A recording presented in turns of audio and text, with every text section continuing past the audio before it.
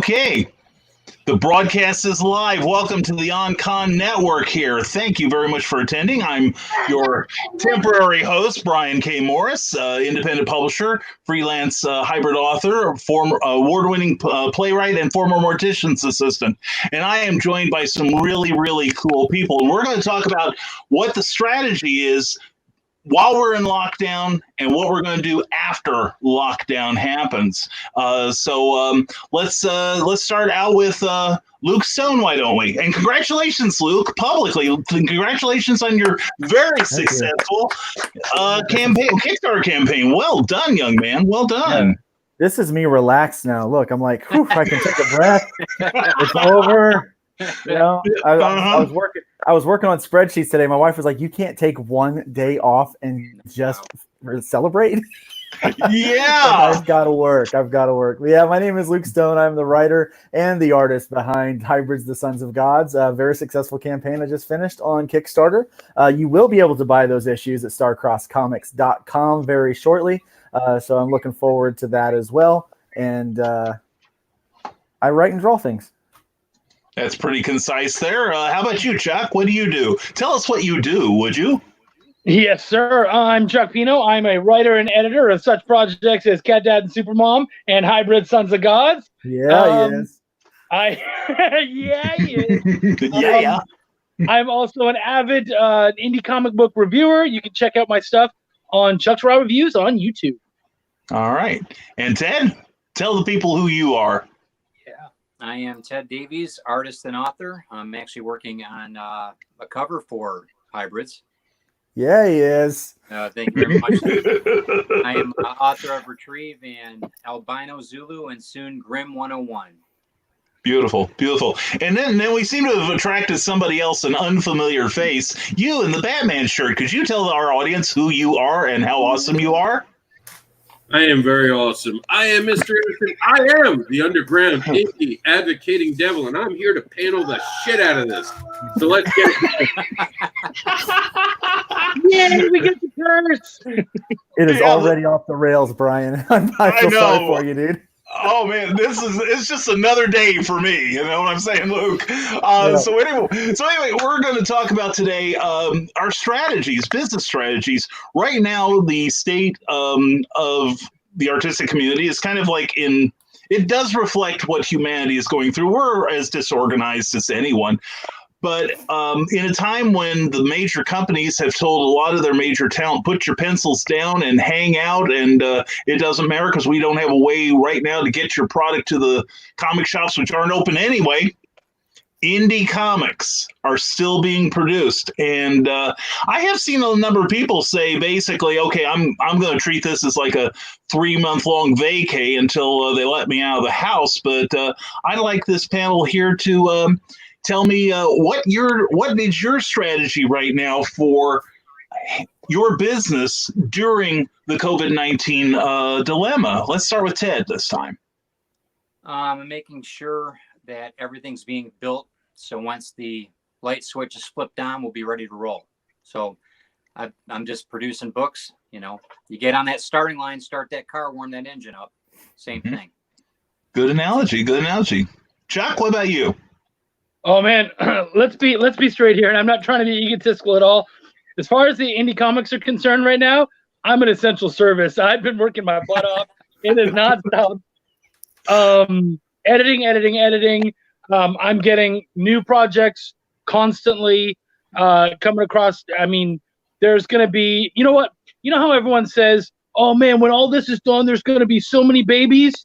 Well, when all this is done, there's going to be so many books with my name on it. So yeah, man, it's honestly, I'm too busy to even work on my own stuff for the most part. Luckily with Essence House, I don't have a choice because we have deadlines as far as when the episodes come out. But for everything else, I'm mostly just editing. Okay, all right, Luke. Aside from the like 3 or 4 minutes you're allowing your spine to unstiffen from the last 30 days, what is your strategy for getting through this, especially after your Kickstarter campaign? Well, you know, I'm not one to take too many breaks. My strategy has been so far, and will continue to be during this lockdown, to continue to brand build, get my name on as many things as I can. A lot of relationship building and collaborating. As Chuck can tell you, some of those things that he's busy with are mine. A few of them actually. and I have one right here, right now. Yes. I'm working on it. Yeah. So just continuing to and creating a stockpile of creative work. That way, my plan is to use this time and the success of the Kickstarter to really launch. We're getting ready to launch I'm kind of diversifying my brand as well. We're launching a Hybrids, the Sons of Gods RPG. And so we plan on doing that this year. Now that all 5 issues are out, we're going to allow that to sell as floppies. And then we're going to work on a combination of putting those things together into another Kickstarter, into a trade with the game and things like that. And then I am still writing and drawing Hybrids, the Sons of Gods, but I plan on having all of that, like several issues done so that I can release those sequentially starting at the end of towards the end of the year. So when comic shops are back up and stuff, so we can be able to service those things right away. And when Diamond does kick back up, I've gotten some great advice to, hey, you should go ahead and try to get your book through the first 5 through Diamond, since they're already done. So I've got quite a bit of a strategy to just build a stockpile of creative work, get my name out as much as I can, and basically show up on Rob's show every chance he asks me to. Really, that's sounds good. Why do you think we asked you on here to help in that quest? So, Rob, what about yourself? I know you're busy anyway, being the indie underground advocate, devil, and all the entire pantheon. But are you doing anything special during this downtime? Let's call it, Rob. Well, do you want to know what I'm doing during the downtime or the strategy after? Because you started. Let's start with right now. Let's start with right now, and then we'll get to the strategy after. That way, we have a cliffhanger going here. Right now, it's just. I know what I'm doing. Right now, there's just so much I'm trying to get done. But I mean, not for everyone has it been downtime. Not everyone has this luxury of suddenly calling it a vacation. I have a child who's special needs. Chuck's got 3 kids, right? You got 3 to look after right now. Like, this is extra work, extra burden. We suddenly are thrown into being teachers, and we're decades removed from being in school, and I've never learned how to help a special needs kid. So part of my whole life has become research on trying to help my son, and I dedicate myself to trying to do something daily to lighten people's loads. I've been doing an interview a day. You guys didn't see it yesterday because it was a canned interview, but I actually did do another interview for a different show. So I try to stay constantly on so people can feel like there's a normalcy and there's a voice that's actually speaking to them. Mm-hmm. And, I try to stay busy with promoting people and advocating for people and connecting with people.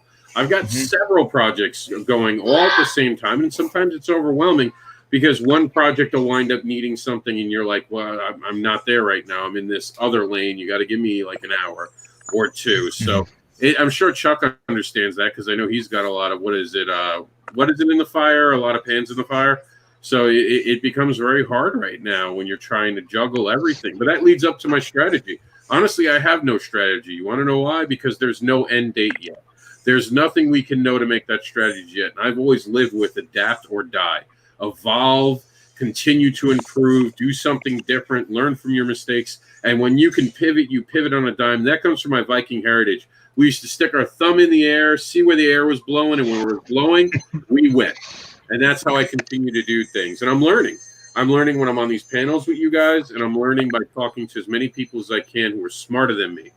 And I'm really happy about that. And I'm thrilled to see. I'm happy today because I don't have to be the host. I'm not the MC for one. I get to see Brian K. Morris do his business, and I want to see him show how to be a better moderator. I don't know if anyone has any business watching me do my business, but anyway, Rob brings up an excellent point about a timetable.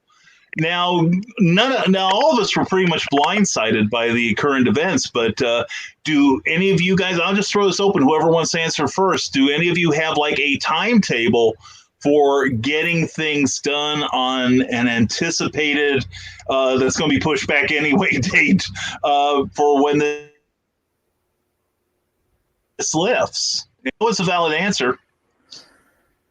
I'll start. Yeah, I don't have any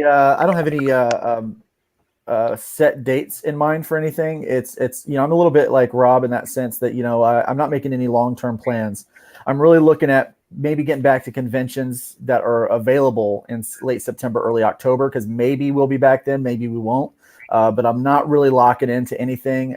Most of my post-COVID strategy involves just making what I'm doing right now a little more manageable, because right now I'm kind of doing what Chuck is. I'm bringing on a lot of work because I don't have all the extra stuff that I would normally do. And so while I have this opportunity, I'm stockpiling as much stuff as I can. And so in a while, there's gonna be a lot of stuff with my name on it too. So you're gonna see Chuck and Luke on everything.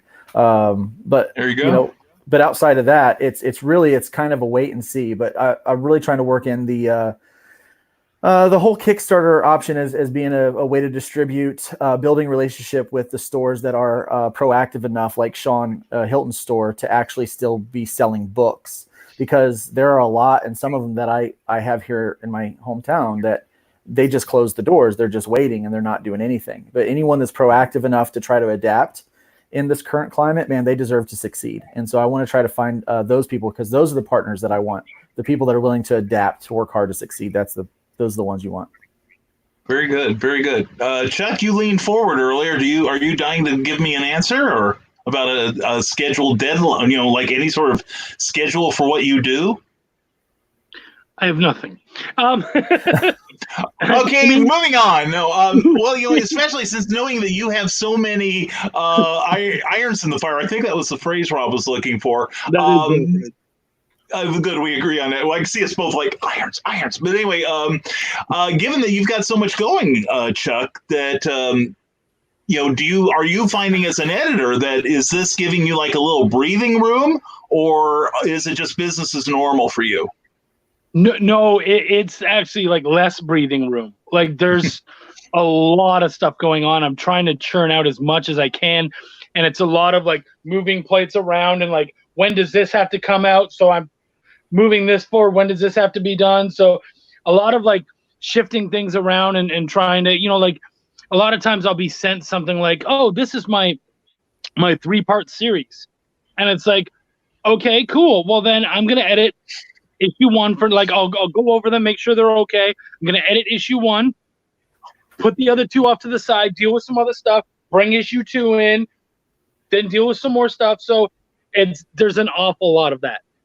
So It really is about moving things around constantly, and then also recognizing people have certain dates. So like with hybrids needed to jump to the front because it was being done. We had to make sure that issue 5 was done, looking beautiful. By the way, it does. It looks great. And then all that kind of stuff. So yeah, it's actually busier than ever. Wow. Well, good. I like it's good that you're busy, Chuck. An idle mind is the devil's playground, and like me, yours would be Disneyland. Anyway, Ted, what about you? I know that you picked up this variant cover assignment for this book that all of us keep promoting on here, Hybrids, the Sons of Gods. But since you're how has anything changed for you, Ted? Because you're pretty much a one-man show, from what I can tell. Right. And I think that we all have to adapt a little bit, but schedule-wise, communication with Luke, we're always everybody I deal with are communicating to make sure that timelines that we are working together. That's always important. Communication's the key. I set goals for myself, though. I set 15 days out, 30 days out, and whatever. And if it's going to affect someone else, I'm always got them first and foremost in my mind, because it's always going to affect down the line. I'm sure you can agree with that. Oh yeah, definitely. Okay, cool. Now I always like to beat the drum for independent creation. What do you guys think is a real advantage that we have as indie creators over, say, any of the Big Ten that have the previously exclusive deals with Diamond? What advantage do you think you have, and list as many as you want to, over, say, somebody that's more mainstream? Who wants this one? I'm going to say freedom. And that's it, freedom. Now go, Chuck. That's it. No. I think it's freedom, but I think it's also a flexibility. We're used to having to try a lot of different things, whereas like with people who work for specific publishing houses, it's like, I give you my script, we then make sure the book happens, and then you make sure it goes to Diamond, and I work on the next thing. And it's like, you've got this well-oiled machine. We're not well-oiled machines in that way, because while we're creating and while we're doing all that kind of stuff, we then also have to be looking like, how am I going to distribute? Where am I going to distribute? What am I going to distribute? And all that kind of stuff. So I think that flexibility means that where other people are like, there's no Diamond, what do we do? We're like, okay, cool, there's no Diamond. Now they're down here in the pit with us. Let's see what's up.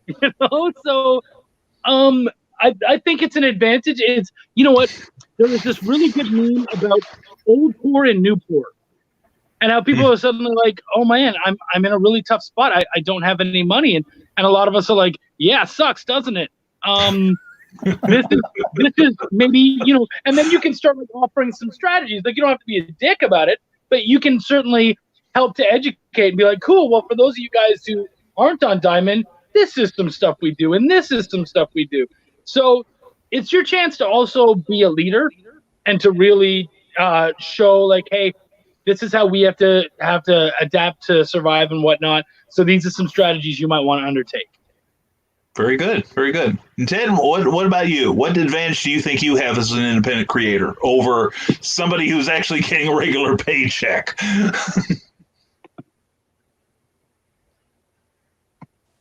That's the power. That's the power. Can you hear me?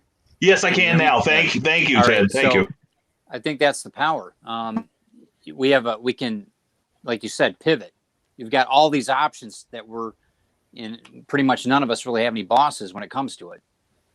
There's so many options of which way you can go now, and I think that's the beauty. That's the power in it all, I think. Yeah. But yeah, I agree. Very good. Very good. And what about you, Rob? What do you think and I know you've got an opinion on this. What are our numerous advantages as independent creators? We don't have any. You want to be honest, we don't have advantages. We don't have giant houses that are doing our ad campaigns.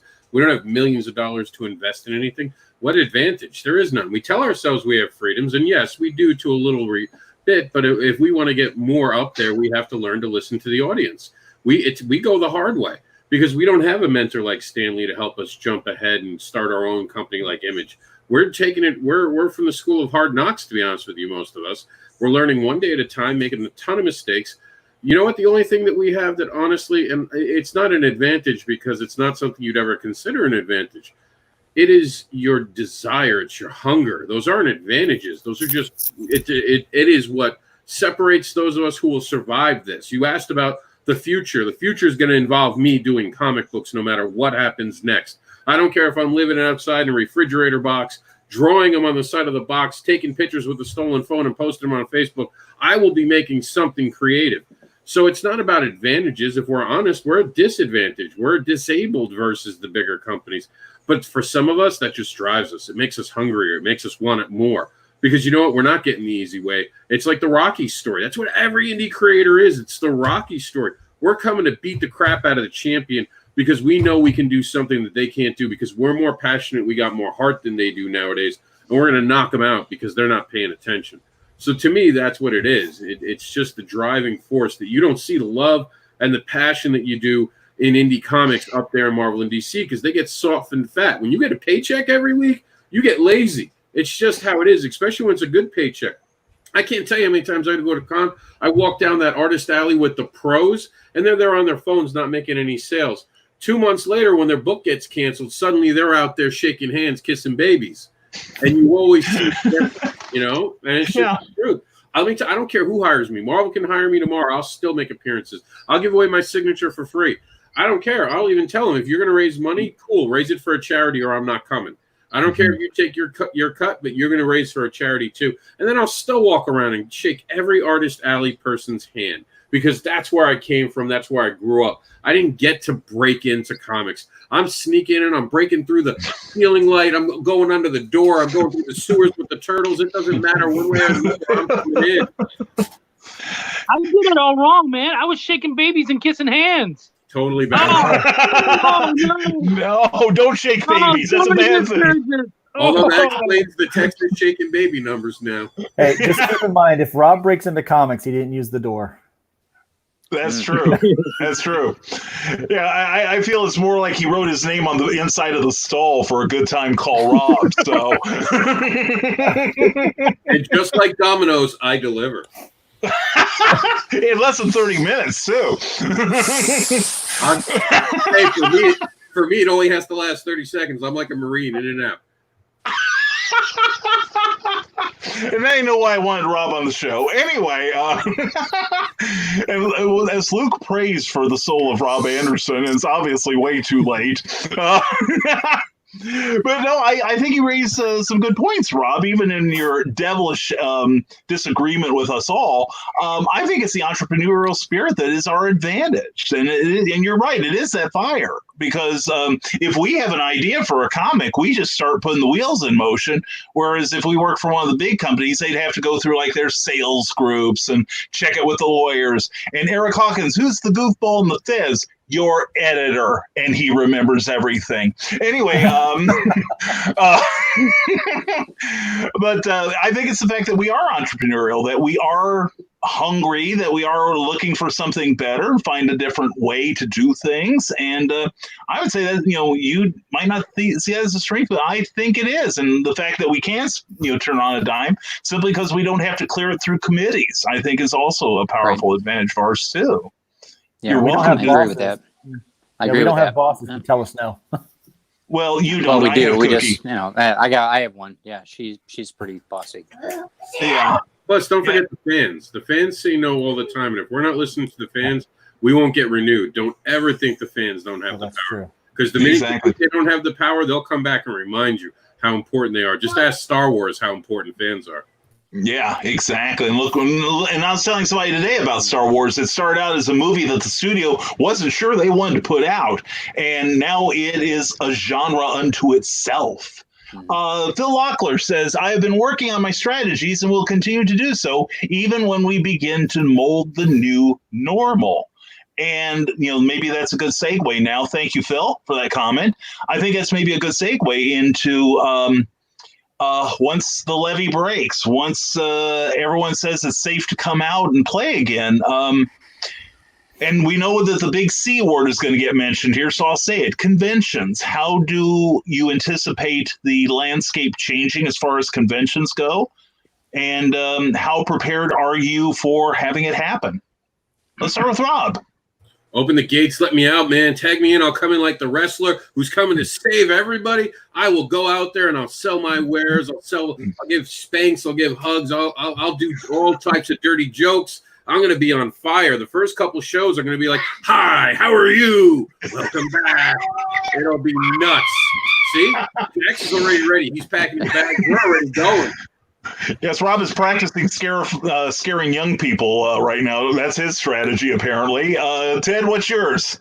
Interaction. You're going to have to go right back to interaction. I don't, they were saying that handshakes are not going to be this thing anymore. I doubt that. I I know that there's going to be some type of interaction there. Right. And it'll be an elbow, whatever, but you have to have that interaction. That's what's going to build your fan base. So. Right. Got to do it. Exactly. Chuck, what about you? Or do you need to finish your message first? No. Stuff got to get done. See, I'm trying to get everything done all at the same time. I can do this and that. And that's kind of the way you do it too. As far as conventions, I'm going to do them as soon as I can, but I'm really interested to see how that is. Like, are we doing conventions in masks? Are we, are we going to try to find a way to social distance them? Because I don't see things just blowing up. I see things as it's going to be a very gradual thing. So what are they even going to look like? So I'm, as someone who is very extroverted and excited and loved shows probably my favorite part of being a comic creator. I'm just gonna kind of see how things go, and I'm gonna go with it. I'm definitely excited to get back out there though. And as soon as we can, run out and hug everyone and be there. Yeah, man, Chucky will be there. All right. Real quick to break in, Brian, just to answer Eric Hawkins' thing, but Rocky lost. Welcome to Indy, baby. Welcome to Indy. Good point, but remember that was his goal, just to last the rounds. So Cowabunga Rocks Rob says, Rick Bradley, glad you're here, Rick. So Luke, what do you think? What do you think the convention landscape's going to look like once you get out, and what part do you think you're going to play in it? Well, conventions were never a huge strategy for my business to begin with, because I couldn't make them the way that everybody else does. I can't be gone every weekend. I could do 4 weekends a year, basically. Mm-hmm. And so I was very strategic about that anyway, about the distance and things like that. I'm going to continue to do that. It's always going to be about trying to make connections with the people and the fans, because that's really, quite honestly, that's my favorite part is having someone read the book and tell me, oh my God, I loved it. And if I ever hear, it was okay, I'm going to beat myself up. I'm going to go back. I'm going to write something better, and do something a little bit better for them. So it's always about that. But when we do get to the conventions, I'm going to go there, and I'm going to, the ones I can make it to, the ones that they can make it to, I'm going to give them a great deal. I'm going to talk about comics and, about hybrids, obviously, and all the other stuff that my name's going to be attached to, the other stuff I'm going to be working on. And I'm not afraid to shake hands. I'm not afraid to bump elbows or even fist bump. I never have been, and I'm not going to be afraid to moving forward. But I think that the landscape will be a little different. I think most people will be wearing masks. Now I think that that's going to be a normal part of our culture moving forward. So I anticipate that, which is a little more difficult to read people's facial expressions, especially if you've got a hostile resting face like I do. People don't know that you're smiling, so it's, so it looks like you're mad all the time. So we'll have some social things to work through there. But I think the human race, we're resilient people. Look at what they're doing in China. They're already starting to come back from that and do their thing. And so I'm not too worried about our future. I think we'll be fine. Okay, great. And I'm seeing some great comments here. Cindy Cap says, turn on a dime and leave 9 cents change. That's my girl. Yeah. Amen. And let's see, I don't know if I can do it. Oh, here we go. I have the control. I can do this. We've got some great comments here, and I do want to read some and give our panelists a mental break for a moment. The Travis Gibbs says the advantage that we have right now is comic stores are willing to take a chance on us. It's a brand new age, and that's something like Luke, for instance. He has his comic book ready. Ted has a comic, and Travis and Rob are always working on stuff. And right now, some stores are staying open, moving online, like our friend Sean Hilton and Comics Cubed and Kokomo. See, I'm always working in plug for my guys. That they are staying open, and they're actually becoming a forum for independent creators and showing off what we do. So now we're okay. So now it's okay. Now we're allowed in the comic book shops. Oh, okay. I'm sorry. I was so used to getting treated like a pariah that I didn't realize they even knew we existed. Sean carried my book way back in the day when they really sucked bad. And so they were not good at all. And Sean made space on the shelf for me. So Sean's always been a good shop owner. He's top notch. He's classy. Definitely. I agree with you completely. And Cindy Cap has a great strategy here. Oh, it moved up on me. There we go. Sell all the things. Rob, are you doing it, or am I fooling myself? You're fooling yourself, but I want to see how long it will last that you thought you were in control. So I've been trying to go with it. Only 2 comments, man. You can't keep me down for long. Only 2 comments, so I figured it out. I'm Batman. Anyway, sell all the things. That's a good one. Rob, let's get Eric's now. I think people will start bathing before they attend conventions now. Don't talk crazy. One or the other. Don't talk crazy. Yeah, no kidding. We'll still have Confunk, I think, when it's all over. And that's been my whole thing with this. Sure, the government jumped on the coronavirus. Where have they been the last 40 years with Confunk? And I demand an accounting here. I tell you what, there's going to be the day cons are back. You'll see someone post that on a fake news site. I heard that Confunk gets rid of the Corona-19 virus. So that's why I didn't bathe. Oh, no doubt. And I'll be selling products. All my products will cure the coronavirus, just so y'all know. And let's see. Phil Locklear earlier mentioned a doubt that you still have your soul left, Rob. And I might keep mine, but who is kidding? Says Phil. And I would say, if you aren't willing to sell your soul, what are you doing here? Anyway, and Luke didn't hear that. Anyway, Phil asks again, so how much evolution have senior selves go through with the current conditions? Now, that's an excellent question. Thank you, Phil. Have you found that you have grown in some way during this, whether it's artistically? Are you a better business person? Are you a better broadcaster? What do you think that you're doing now is better than your previous A game? Let's start with Ted. I think that diversification is the key. But I think, as far as learning what diversification is now, proving that you can work the way that we have been working the last 30 days or what have you, if not longer. But yeah, absolutely. I think that you bring your A game, adversity, it's something that you can't get around right now. You're going to make a better person out of yourself in this type of environment. If you don't, then that's the end of it. You have to. All right. Good answer. We're going to skip around the room. How about you, Luke? How do you think that you have improved artistically, spiritually, personally, in any way possible? How do you think you're a better person now than before the lockdown?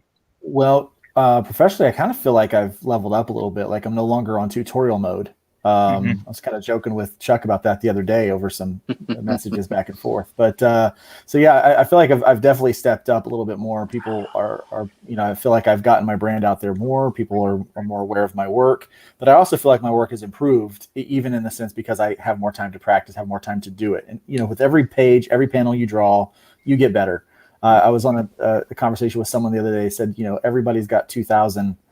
Bad pages, and I'm like, well, I'm getting close to getting all my bad pages out, so I'm looking really looking forward to that next 400 or 500 pages getting out, and then I can start having some good pages. So so that way I'm definitely improving.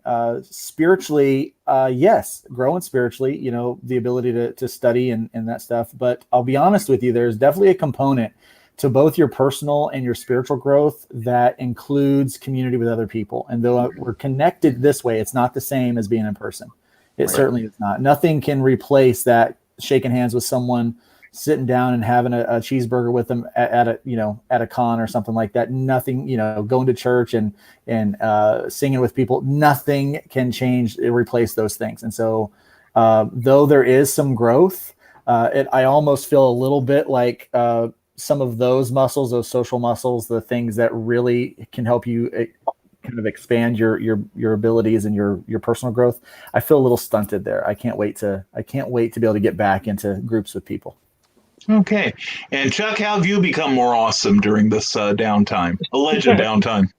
I mean, how do you improve upon great? I was going to say. All right, so it's Rob now. You got a haircut. You got a haircut. Wait. There, that's the one. 100%, 101. No, you know what? One thing I've noticed is, sorry, having fun. One thing I've noticed is, a lot of people, and I think Rob might have noticed this too. Rob and I are on shows an awful lot. Obviously, Rob more than myself, but I'm always doing other people's shows. I've always been out there hitting podcasts and doing that. And you get a couple people now and then who are like, man, you're on a lot of shows. It's like, yeah, this is important to me. And it always was. Mm-hmm. It hasn't stopped being important. And so what I'm finding is that more people are actually noticing that. They're like, oh, hey, you're good at this. Like you, and I'm getting more people like, why don't you have your own show? I don't want my own show.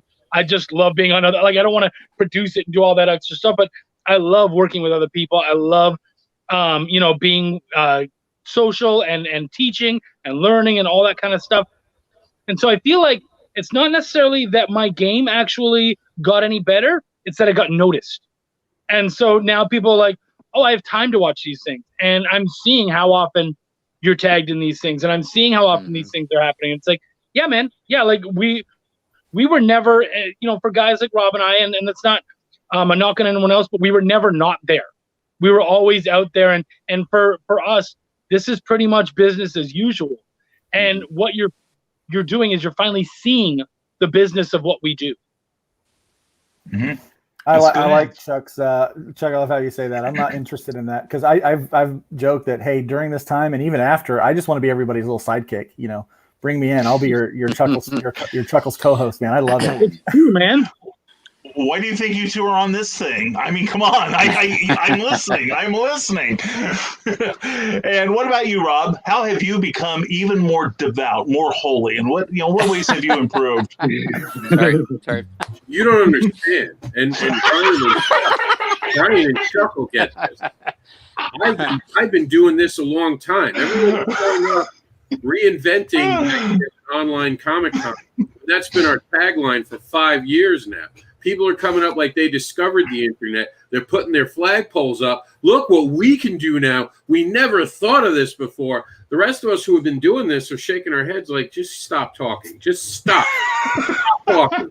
You're making yourself a nonsensical person because a lot of these people don't know what they're doing. They're running out. They're not going on to shows. They're not getting mentored by anyone who's done the work, who's been doing these shows. You go back, Brian, to look at your old shows, and you see the constant evolution of it. Chuck, same thing. I'm sure your first couple appearances were nothing like it. As a matter of fact, next week when we go back to me hosting some panels, we're going to talk about how to be a good guest on a show. I can't tell you how many people will cancel, will blow it off, will forget what time it was. And then later on, when you're blowing up and they need the attention you can get, they suddenly want to be on in a moment's notice because suddenly they got something to say.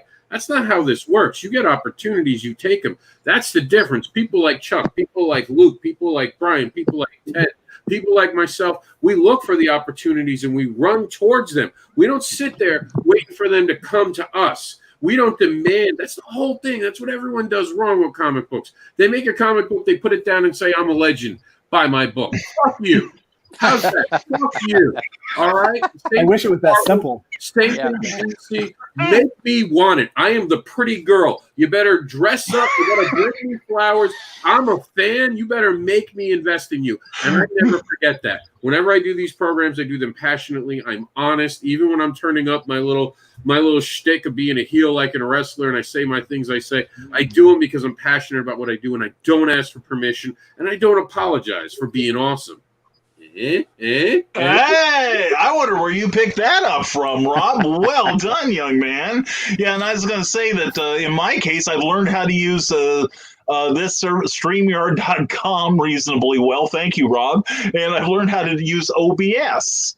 And during this time, my wife now does color flatting. So if anyone needs a colorist, I'll recommend her. Anyway, what it is. Rick Bradley says, one thing I love about independent comics is one of the things I love about independent games.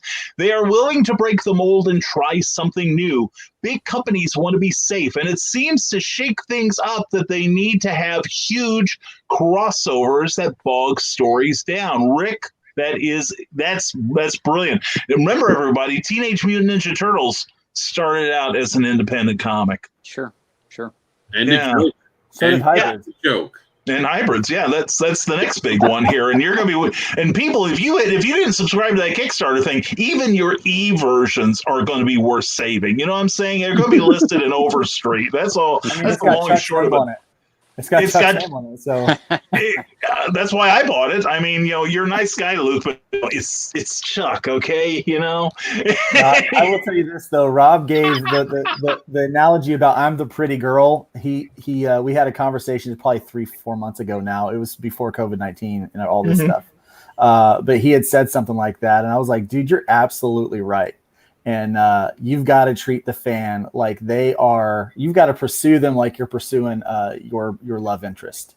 They are, when it comes to a creator. I've 5 books now and a little mini story and some other things that I've done.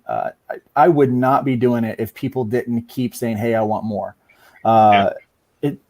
If no one came to that Kickstarter and supported it, I would want to continue to make it. But really, they're the ones that I'm making it for.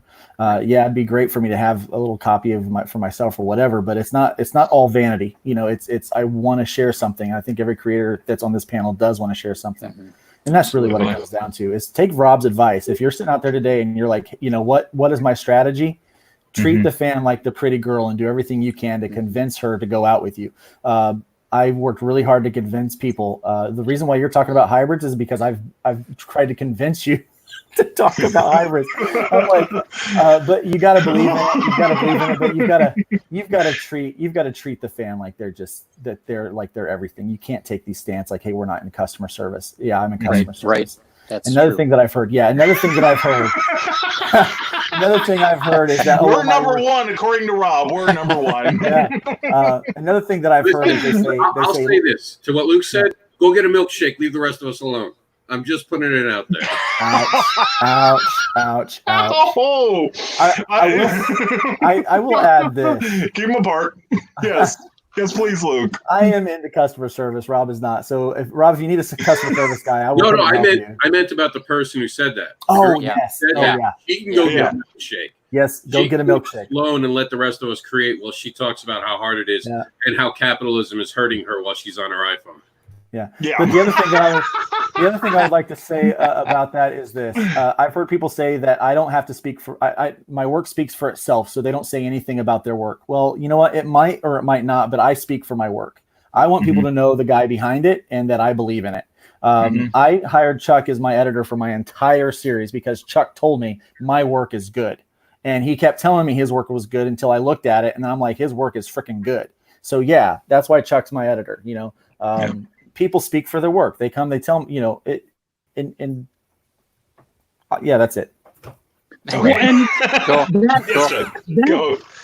when we're talking about evolution, honestly, because the thing is that when it comes to editing, a lot of what I did was proofing and whatnot. But if you want to see him at his best, you want to see Luke at his very best, that 8-page story that he did, or 7-page story that he did for Serafina is probably some of his best work, not just as a writer, but as an artist and just as a publisher and whatnot. That little story is nearly a perfect little story. And it's because he was incredibly open to suggestions, and he took what people would give him and he made it even better. So I think that's something that we all need to strive to and think about when we do this work. Excellent. Phil Locklear says, why am I not with y'all more often? Phil, I have no idea. We're fascinating.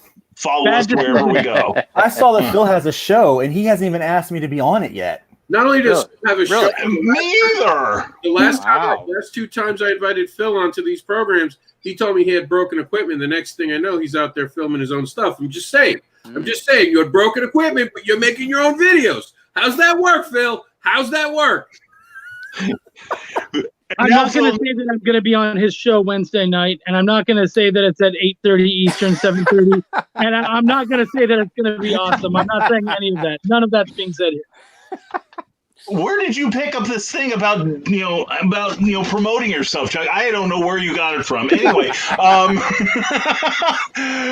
and Rick Bradley says, "Oh, this is great with the layout. The Indie Devil on one of Brian's shoulders and Luke on the other." Rob, you we set are up in the that way right on purpose. positions. We are actually in the right positions if you think about it. Yeah. You set that up on purpose, didn't you? Yes, Rob is my director today. As if anyone can tell me what to do, I listen to Rob. Anyway, Carl Witzman says, if you've been doing a show for a while, maybe we make it look easy, and then people think that they can do a show, but they can't do a show, or at least a good one. My show's probably, given my skill with OBS, I have probably killed more Facebook Live shows than any human being ever could, because they're like, oh God, this is what it's like. No. So, part of the charm. Well, Carl. yes, Rob. Carl, you want some real honest advice? Here it goes. A lot of people want to do it because they see someone else doing it. It's monkey see, monkey do. But there's a difference. The worst person, even Brian K. Morris in the very beginning when he was doing it, and he looks back and cringes, you saw that passion radiating from him. When I had this holding an iPhone to a computer screen, people tuned in. Me too. And watched it, and I got hundreds of views because I was passionate about everything that was flickering by that screen. It did not matter how low quality it was. They understood it was indie, and this was passion. And we were going to make it work no matter how we had to do it. So, Carl, if someone wants to do something, it's not about having the ability to do it right. You can learn all that shit. You can watch a video. You can read a book. What it is that energy that you have and that passion you have. Too many people get on a live thing and they go, we're going to be having Luke today. He's going to be here. He makes comics. Luke, why do you make comics? And already I tuned off. I already turned it off. I don't want to know why he makes comics. I want to know what he makes. Because obviously he makes comics because he fucking wants to. Stop asking dumb questions. I don't want to know what his favorite superhero was. I want to know what his favorite character is. Rob has some really good points, but he's also circling around a big one. And I can't tell you how often someone will come to me and say, should I do a show? And I'll say no. And they'll say, wait, why not? And I'll say, because if you were truly passionate about it, it would be, I'm going to do a show. Do a show, right. So don't do a show because you think people need to see you. Nobody needs to see you. Nobody needs to read my book. Nobody needs to do any of that stuff. We do it. And if we do it well and we do it excited with passion and love for what we're doing, they will tune in and they will check it out. So if you're asking, should I do a show? No, you shouldn't. If you're saying, I want to do a show and this is what I want to talk about, you get the fuck out there, do it. We will gladly give you advice. We will gladly help you out however you can. But if that's your question, you're already lost. You already lost. Yep. Amen. And Chuck and I will be on your show for you. I agree with that. Totally. Yeah, be careful. Carl does a show in which he starts out drunk and goes downhill from there. That sounds amazing. It's a great show, seriously. Carl, honestly, is a terrific broadcaster, and he's taught me virtually about 99% of everything I know about OBS. It's just that he had a very poor student is the problem. So, Ted, do you look at your old stuff, Ted, and think, dear God, what was I thinking? Oh, yeah. Even these, I'll go back and watch them.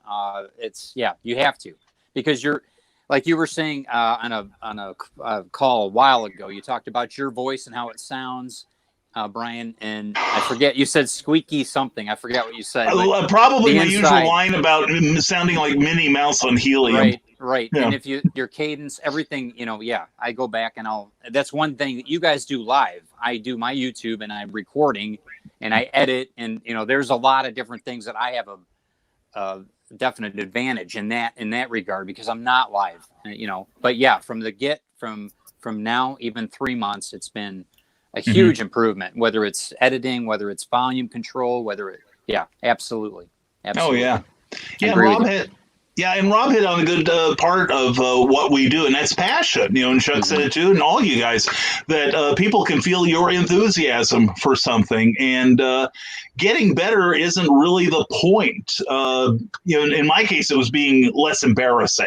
I think, because like I said, I look back at my old shows from about 4 years ago, and I'm like, what was I thinking? Oh my God, and it's such as it is. So anyway, Carl's show is a great show. How do you think I get everyone drunk? Yes, it's becoming like every time sexual innuendo comes up, we take a drink. And fortunately, the hospital is nearby. Anyway, Sarah takes a lot of passion, and that's what matters behind good indie work of different ideas brought to life. Very good point, Sarah. Thank you. In fact, I remember the first time I sent Rob Anderson 2 years ago when I sent him a link to my Spencer Spook Kickstarter campaign, and he didn't have a whole lot to say that he was interested in it, but he loved my passion for it. And we've been friends ever since because he said something nice. I'm easy to please. Cindy Kemp says the market in the small press writing has dropped. Sales are way down, even in the genres that usually sell a metric ton. Are comics seeing the same trend? Gentlemen, are you seeing a downtick in your sales? Yes, I'm not going to cons, Brian. We went over this. Cindy's asking. No, I would say in some things, definitely, because we can't get into stores, we can't get into cons. Some of us don't even want to go to the post office and stuff. So yeah, for most of us, that's true. However, I've seen a massive uptick, and I'm sure Luke can speak to this too, in Kickstarter, where I'm seeing a lot less failed Kickstarters. A lot of these Kickstarters are actually like flying way above where you think they normally were. Yep. Yeah. Mhm. So, it's about seeing the trends, and right now, Kickstarter is kind of that trend. I think Rob, it was you and I. I think we were on a show with someone, and they were like, "I'm not doing my Kickstarter right now," and we both said that's dumb. Not doing a Kickstarter right now is dumb. If you have the opportunity and you can jump on and do it. Yep. Yeah. One of our guys is getting ready to launch his Kickstarter this next week. Because I'm waiting Brian. for mine. We're going back to Kickstarter. We're going to make the announcement about Cat Dad and Supermom winning the award. We're going to be selling the award on the cover. We're very proud of that award. So we're going to be putting Cat Dad, and we're going to win this time. We've lost 3 times. That's okay. 3rd time's the charm. Because that's just it, Indy. You get kicked in the teeth. People try to cancel you. People try to attack you. You just got to get back up and smile and say, "Is that all you got?" Mm-hmm. That's right. You might have fewer teeth in that smile, but you do it anyway. Exactly. That's why I already ordered my dentures. Yeah. You can fix it. Yeah, well, that's the thing. Even the guy who used to be in charge of Kickstarter, like about a week into this whole C19 thing, he passed a memo out to everyone that had ever run a Kickstarter campaign. Said, "Do I think this is a bad time? Should we be sitting and waiting for this to break?" He said, "Hell no. Better time than ever. If nothing else, you've got a captive audience. Yeah, take advantage of it. Brian, you've been saying too, though, that you've been preaching this for months. I mean, people want entertainment. They want entertainment, and they are prepared. Once things start leveling off and all these, like Luke said, branding, everything is done. This Kickstarter is just another step in branding. It's going to be a floodgates are going to open, and and we'll be positioned. I think Kickstarter is great. It's a great avenue. I will say this, and I don't know if Chuck, you know this. We got approved. We're officially greenlit. Oh, wait, no, I didn't know that. We will be. I think it's because of my edits. Yeah, maybe he went through. He edited some stuff. We're going to be doing a whole new vision of what a Kickstarter looks like. We're going to wind up having to film some videos tomorrow at some point, Chuck, to top off and finish this. Maybe later tonight. But we're officially going to launch on Wednesday for Kickstarter. Pause. It will be on the Kickstarter pause. Awesome. Beautiful. Good job, done. Congrats. Yeah, super. Good. Wow. See, and now that's Cat Dad and Supermom? Yep.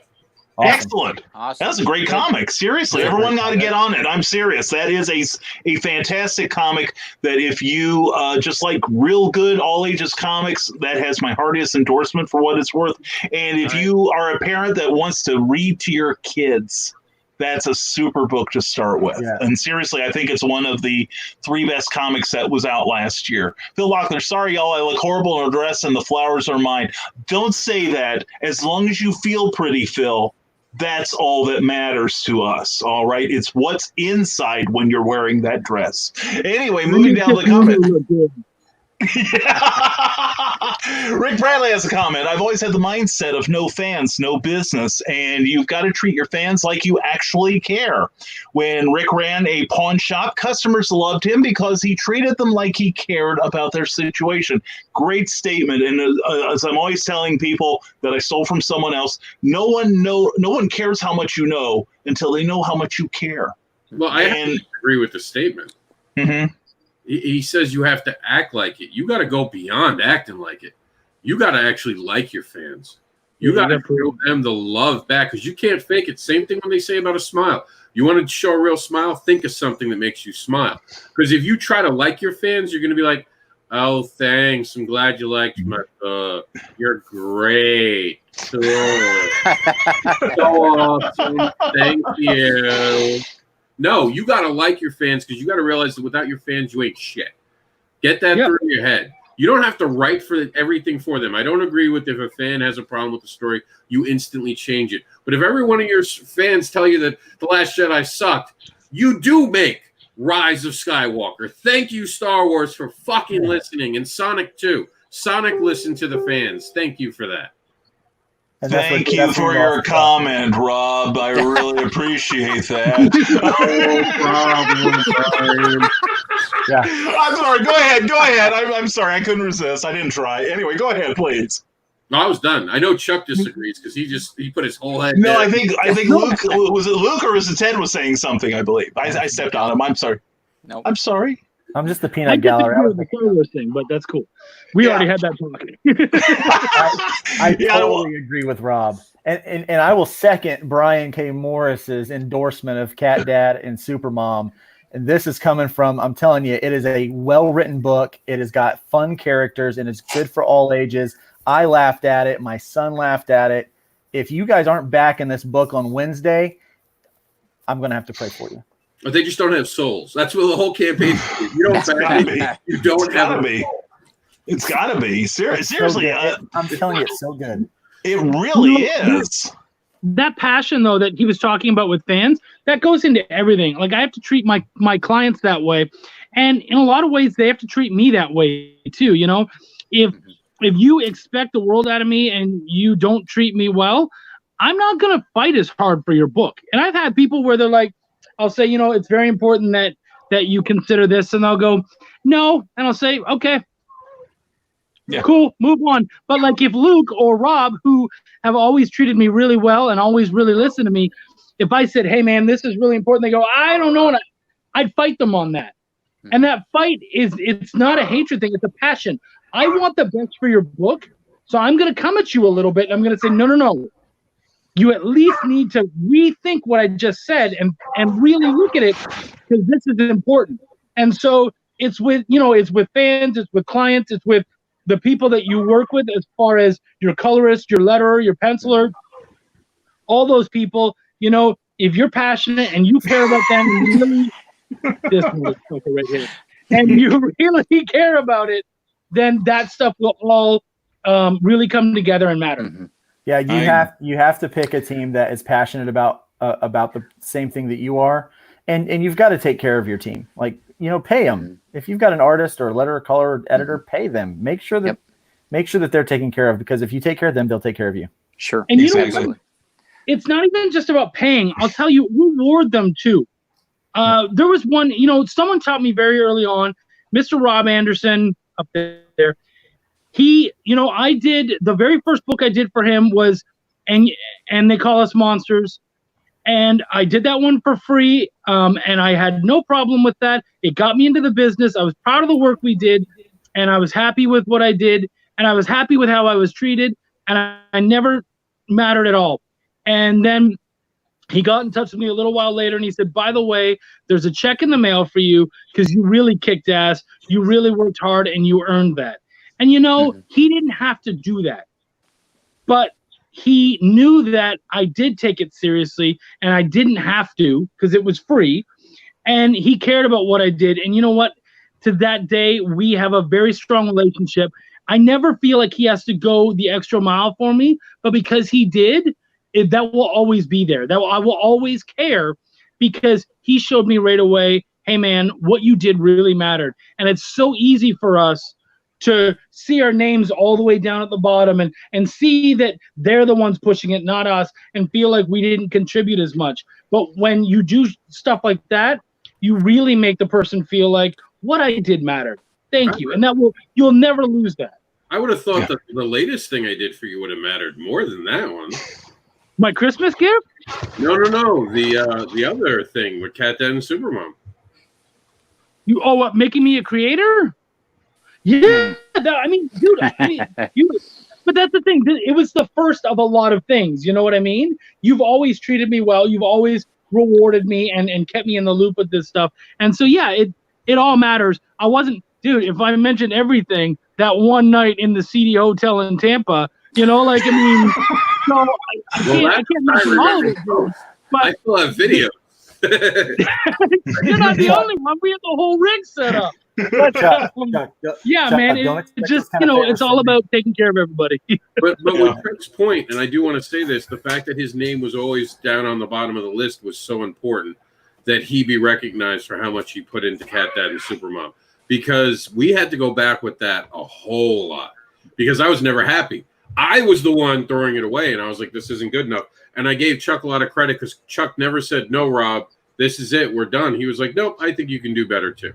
And he never accepted the bullshit. Like, when I knew it was bullshit and wasn't ready, he didn't say, no, Rob, you're overthinking this. He was like, what else you got?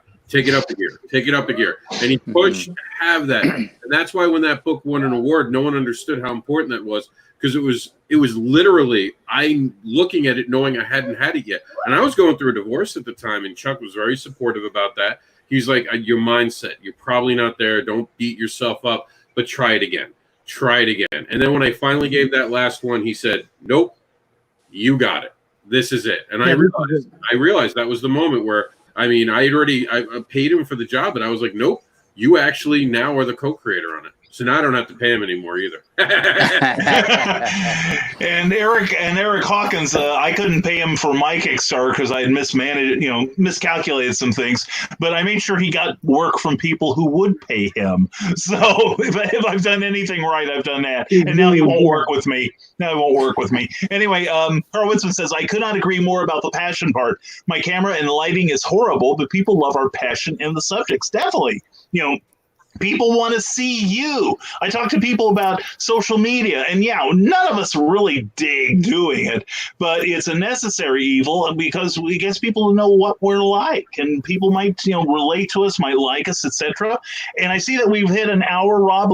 Why don't we go through the comments real fast, and then if you want, we can wrap this up. How does that sound? Well, you have to go somewhere. You can go, or I'm good. I'm okay. Yeah, Welcome to the new weekday convention. We're going to be here till next Sunday, and in a pig's eye, right? But anyway, thank you for that. And Phil Locklear has a comment. Hell yes, agreed. True passion comes from within and should be visible from a mile away. And that's true. I agree with that. Eric Hawkins says, yep, I am launching next week too. Ride her till she bucks or don't ride at all. He's going to have a Kickstarter and Indiegogo for the Zombiful World of Oz #2 starting next week. Yeah. Can I get one as well with that? Sure. Okay. Sure. Yeah. I just dropped my name. It opens doors. Anyway, Phil Locklear says, congrats. Yes, well, thank you very much. Cool. And Sarah, it takes a lot of passion, and that's what matters behind good indie work of different ideas brought to life. Very perceptive, Sarah. Thank you so much. Kathy Jackson says, when we believe in what we love to do, it shows, and people are drawn to our excitement. That is very true. Mm-hmm. Phil Locklear, for me, indies is my choice because I can see the passion in the books. There is no marketing firm for indies, so you, the creative teams, have to promote it mainly by making people like me want to continue reading these books. Without passion, we are stuck in robotic form and complacent with mediocre stories simply because they are readily available. Mm-hmm. And there's Sarah's comment again. Yeah, and that's an excellent comment that a lot of us, it's more than just something to while away our idle hours. It is something that we are passionate about, the storytelling, the stories we want to tell, mm-hmm. and how we want to tell them. So, I think that's a very, very good statement. And let's see, do we have another? Okay, and then we got Phil. And yes, Eric Hawkins says issue 1 will be available as well. Sarah, Brian K. Morris nominated for Best Laugh. The funny thing is, I was told by somebody last week, Brian, you shouldn't laugh when you're on the air. It's unprofessional. Who said that? Somebody I'm not talking to anymore. No doubt. Yeah. No. Actually, I have a serious question for you, Brian, if you don't mind. I'll try it, sure. You apparently offended Chuck. I want you to know that you offended Chuck and he left because of you. I've got to work to offend Chuck after all the years I've tried. Anyway. No. Serious question. Do you guys ever stop and look at who's giving you advice and actually look at them before you even get upset? So many people get so upset about advice. Like someone was trying to tear into me today and they were like, well, how come you didn't say anything and you let them kind of curse at you and you let them take shots? I was like, honestly, I looked at it and it was like a little kid overreacting. Why would I get mad at a little kid taking shots at me? I just look at it that, like, what advice? Like the person who gave you the advice, how many shows do they do a week? Because you do 7 shows a week now. How many are they doing? Yeah. Actually, I'm doing 8, not counting the stuff I do for OnCon, because I also have Clever Title pending on Tuesday nights, 8 p.m. Eastern Time, 7 p.m. Central. Great show. Yeah, very good. It is very good show. Very good. You guys should like my show. a cover artist and got 10th a gig. So people find work on my shows. I'm telling you. But no, I do. I've learned to consider the source because well, you know, I'm currently reading a book by Darren Hardy, who is the publisher of Success Magazine, and he sends out a morning video of you know, basically for entrepreneurs to keep us fired up and he talks about crab fishermen, that when they've, you know, you've seen those big cages that they use, and they have this tiny little bit of bait in there, and what happens is one crab gets in there and he starts gnawing at it, and then other crabs come in and they want some too.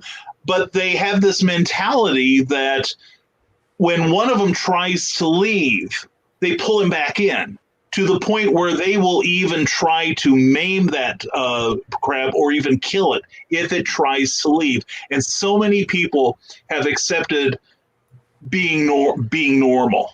You know, we talk about the normal, which we know there is no such thing. And I do consider the source. And a lot of times it's people who don't want you to change, because then it makes them look at themselves. Sure. Why am I not changing? And so, but then again, I do have some people, like if Rob were to, you know, give me some criticism, I listen, because I know where his heart is, you know, and you know, but some people, if it's like, you know, well, like here's an example. Couple Saturdays ago, I posted something about the C19, and I got, you know, immediately got pushback. You know, I said, you know, just keep in mind, 98% of the people are going to survive this. There is hope. You know, it's not that we don't feel bad about the people who may not, or who will be injured by it, but we do. You know, we're going to survive this. We're going to get through this somehow. And I got all kinds of people jumping down my throat about it. It's like, well, how can you say that? You know, everybody knows, you know, we're going to have like 75% of the planet dead. We're going to have, you know, people with antlers on their head after this is over. You know, things are going to get terrible. The economy's going to totally collapse. And I looked and I started to get very upset about that. I thought, boy, I've got a bunch of nervous Nellies on my my friends list. And then I looked at who was saying this. 99% of them were people who never replied to my posts, never gave me even a smile or that thumbs up or whatever, never bought any of my books. But the minute I say something that they don't, that basically hits them in their values, whatever they happen to be, that I push back. And I told them this. I said, guys, I'm getting a lot of, you know, pushback from people that don't support me. Why am I going to listen to you? You know, and it was funny because Rob shared that message too, and he got pretty much the same reaction. He goes, well, how did Brian get away with it? You know, I'm going to look at Brian's page and it's like, oh crap, you know, it's like, oh my God, he got worse than I did. Consider that spring cleaning, because then you get to see the idiots who don't want to have open conversations. I don't care if you disagree with me. We do it daily. I care when you act like a giant tool, and that's a problem. And I'll be honest with you, the waiting to get offended crowd can go fuck themselves. You want to be offended? Fuck you. Here you are. You're offended. Now go fuck yourself and get out of here. Yeah, and the funny thing is, I did not lose one single person. Not one single person said, well, I'm not going to follow Brian anymore. No, I kick him out. I don't want him anymore. It's like, you know what? Fuck you. And I keep their names on a list, so when they come back later because they need help, because I've had motherfuckers come back trying to be like, oh, can you help me now that I have a Kickstarter? And I'll show them the screenshot of why I don't follow them and I don't deal with them. And I'm like, have you changed? Are you willing to do a public apology for how you've acted in the past? And if you ever see someone giving me a public apology, you'll now know why. Because yes, Rob will flex on someone who treats people poorly. And I do that if you treat my friends badly. Oh, I do the same thing. Sure. I do the same thing. I agree with anyone all day long and still hug them and still show them love. And that's what we have to learn to do. You know, I want to add this, you know, and it's not just even in comics, and it's in every aspect of your life. You have to choose who has the privilege of speaking into your life. The people that are going to be there with you through the hard times and the good times, those are the ones you want in your inner circle speaking into your life. If they're not, you know, there's so many critics, and here's the thing: those people that are coming in just to criticize you, what they're trying to do is tear you down, not build you up. What you want is someone that will sometimes tear you down to build you up. And you know, you need those kind of friends who said, "Look, I love you, but you can be better." and we need to be pushed, and we need to push each other. I love the name of Brian's publishing company, Rising Tide Publishing, because that's the truth is a rising tide does lift all ships. But there's a few people who are anchors. And sometimes those anchors, you have to cut loose some of those anchors. And so, don't take advice from everybody. Heck, as a pastor, I'll have people come up and criticize me. And I'm like, look, you don't support the church with your time, your talent, your treasure. You don't support our ministry. All you've done is ever criticize. You've never once come to lay hands on us to pray for us about anything. So I'm not listening to you. I can't listen to you. And we are allowed, everyone, you're allowed to be selective about who speaks into your life. I call it the best way it was described to me is kind of like a house. There are front yard people, front porch people, and they're only allowed in the front porch. Then there's downstairs people. They're allowed in the main common areas. Then there's bedroom people. They're allowed up into like the more intimate places, like, stay the night, like hang out with you up there. And then there's the attic people where you really hold all your stuff. And only a few people get to go in that attic with you. And so, and here's the thing: if someone is an inside first floor person, and you have to push them to the front porch, it's okay to demote someone. Don't feel like it's not. It's all about your mental health and what you're trying to create and what you're trying to do, and surround yourself with people that get you and that want the best for you. Mm-hmm. That's beautiful. I agree, and I think that curating is. I talked about this several times. Curating, whether it's social media, whether it is your friends and family, and I mean your family, because sometimes they can be extremely supportive or just the opposite. And your family can be a lot of different people, not just blood. But I'm with you, Luke. I agree with you. You need to curate. You need to curate, and I think that there's something to be. I'm a firm believer that we're not self-made men or women. We've been talking for the last hour about thinking about fans and thinking about the stories that we tell and what we want to provide for our fans. And for us to say that we aren't supported by everybody that's in our lives, that's a mistake. But I think you're smart in saying that curation is definitely the way to go. You want to absorb and digest the best of what you can, right? To flourish. So I agree with that. Excellent. Chuck had some tech issues. Please follow Essence House on Facebook and find Chuck Pignot. And thank you on Facebook to see how he is helping to mold a better indie comics industry. Chuck, we miss you already, brother. Thank you for being here. We do appreciate it. And Kathy Jackson has a good comment, Rob. Don't you think? Of course you do. And I know he'll agree once he puts it on the screen. Thank you, Rob. Many people, Kathy Jackson, who's a fantastic novelist, says many people don't want you to change because they don't want to change. In fact, because you change, they leave you. Those people weren't meant to walk the same path you do, and that's okay. If we don't evolve in our career, we will never get better. Grow with those who choose to stay with you during your journey. Those are the ones who truly believe in you. Thank you, Kathy. That's brilliant. And Cindy Kemp says, some people can't wait to slap folks who are different. Quote, if you don't agree with me, you are an idiot and must be destroyed. Funny, that's how I think about them. Anyway, and Phil Locklear says, if I owe any apologies, I try to get them done quickly so things don't fester. That's true. And I've said, you guys have all raised some good points, and people in our chat room too, in that various people you do leave behind on your journey because you evolve in a different direction.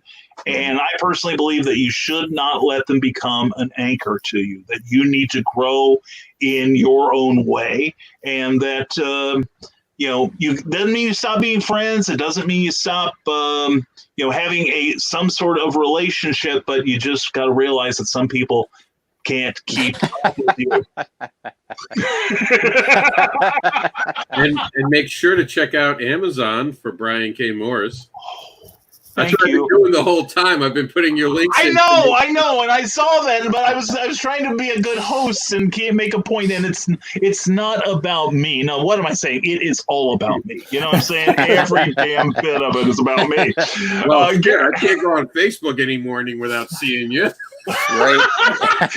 I tell people even I'm getting sick of seeing me. Anyway, Gary Henderson says, I've been writing and drawing the Pyramid Knights in one form or another for many years. I love my characters and do see them evolve on paper and hope to keep going to death do us part. I love seeing that. That is beautiful. And Rick Bradley says, Brian, who? No, that's Doctor Who. Don't get your shows confused, brother, okay? I don't have a blue police box. All right. City Cap, there are also folks who will accept all the help you give, but can't be bothered to help. Those can be anchors, too. Yep. Oh, that definitely, Yep. that is so true. And that's Yep. why I think you see the people who are here today, Cindy, including me, they all want to help. They all, it's more than just getting our personal vision out, but it's also paying it forward, I think, and Cindy, I do want to talk to you later about some marketing things and City Cap does notice that I have a bow tie. Bow ties are cool, friends. So I think we're done with the comments. Are we, Mr. Director, sir? Although I see you have a very important task there. So here's what I got to tell you guys. So Rob comes across. Get this. So Rob comes across as really like gruff and like mean. Yep. Like you'd be like F him, Yeah. Right. that thing that he does. But when you see him with his son, you see how gentle he is, and that's Yep. So Rob and I may not agree on everything, but he's part of my inner circle because he's the kind of person you want to get attached to. He's real. He's real. Yeah. He- He's totally real. Got Yep. a good heart, and he's willing to help as much as he takes. And Yep. Yeah, the one point that I do want to say about the helping is that you have to be careful of those people because the minute you stop helping them, you'll know who they are because they'll be like, hey, well, you really haven't done anything for me lately. They'll come to you looking for something else as opposed to, it's the same people who you'll sit there and listen to their 30-minute tirade about something that happened in their life. And then during that 30 minutes, not once did they ask about you. Right. Or they take it to ask how you were doing. And I'm not talking with a friends in crisis. We all know crises are different. But every time you pick up a phone and they just want to talk about themselves, you're not their friend. You're their psychiatrist. And you need to be careful. You're an enabler. You should be getting paid to be a psychiatrist. Yeah, you should get paid for that. That's true. That's very true. So, folks, be careful. Be careful who you hang around with on your journey upwards and onwards. You want to surround yourself with the best supportive people. Like I've got the best supportive people here. When I asked them to show up here, they did, and I'm very grateful. So I'm thinking maybe we need to wrap this up at an hour 16. So why don't we'll start with Ted. Ted, tell everybody who you are, why you're awesome, and where they can find you. I'm awesome because I listen and I learn from a lot of different people. So you guys can reach me at Ted Davies Artistry. Check out all my artwork, all my books, and we'll see you there. It's been an absolute pleasure today, guys. Thank you so much, Rob, Brian, Luke. You guys are awesome. Chuck, you too. You rock. And how about you, Luke? My name is Luke Stone, as you guys know. You can find me by going to Google and searching Luke Stone Studios. What makes me awesome is you guys. You guys make me awesome. That's you're only as strong as the weakest link, but having you guys in my corner has been amazing. And all of the fans out there and the supporters, the readers, very excited about producing more books for you guys. I am always available for anyone's show whenever they would like. I'll be your sidekick. I'll be the Robin to your Batman. I'll be the Bucky to your Captain America. Just I'm happy to be here today. Cool. All right, thank you so much, and let's hear from the guy of the hour, really, the guy who made this all possible, Mr. Rob Anderson. First off, Luke's lying. If you want to talk about sex and stuff, he is not your guy. He gets all red faced and he's like, "Rob, I'm not going on that show." I was like, "I just want to know."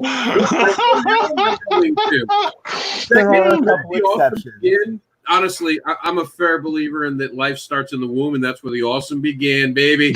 That's where it all began. The rest has just been trial and error. Trial and error. I do want to give a shout out to Chuck, who couldn't help for the rest of the program. He got kicked off because of I think internet issues. He tried to figure it out. I don't know if he can come back, but you definitely got to check him out on Essence House. He's doing great things. They're amazing things. If you need an editor, Chuck Pino, honestly the best guy in the business to get. And if he can't help you, he'll find an editor who can. and he does know who he can help, and he will pass it on, and that's the type of guy you want. You can follow me at indieadvocates.com, which of course is Global Digital Comic Con. Before all this shit started, fucking fighters. And then we have MrAnderson.com, where you can check out the Indie Devil and see what he's up to. And we are a proud part of NSC along with Brian K. Morris. So we are part of the No Signal channel group, and that's just going to be getting bigger and bigger as time goes on, as that we are teaming up full in with them, trying to get you guys the best entertainment we can, because Awesome has a place to live, and it's NSC and Indie Advocates. And Brian lives there with us. By the way, if for those of you who haven't seen, and I'm going to show this to Brian because I don't think Brian's actually seen this because he's so busy on Facebook nowadays. I don't think he's actually seen how the site looks. We actually updated the look of the site, and you are now featured as our affiliate officially in our logo. Oh my goodness! That is so I am. Well, thank you, Rob. Thank you so very much. I appreciate that.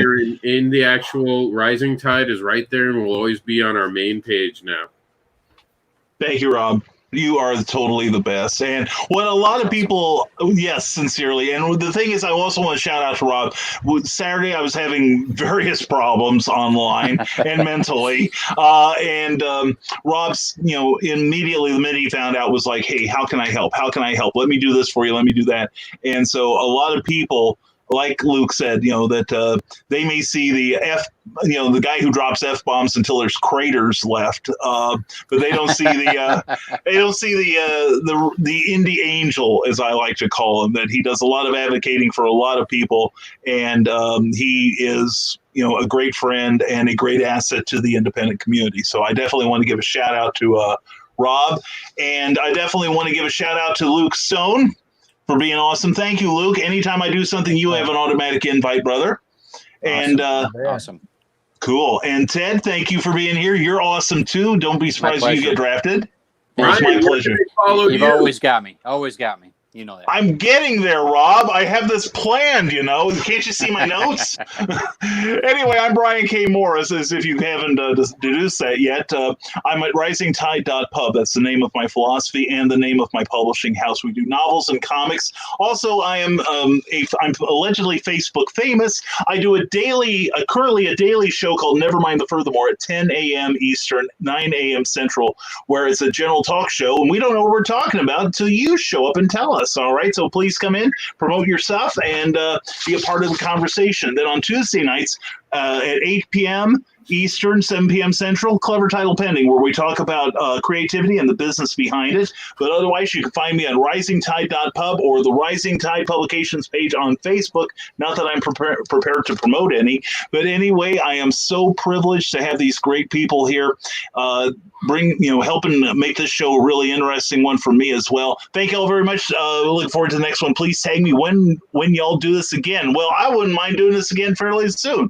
I had a great time. Thank you to everyone who watched. Thank you to everyone who gave us these great comments. And thank you all. And remember, as always,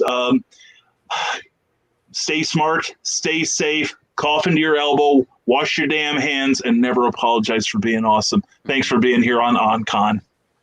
Brian, you always get it wrong. Good night, guys. It was an angel.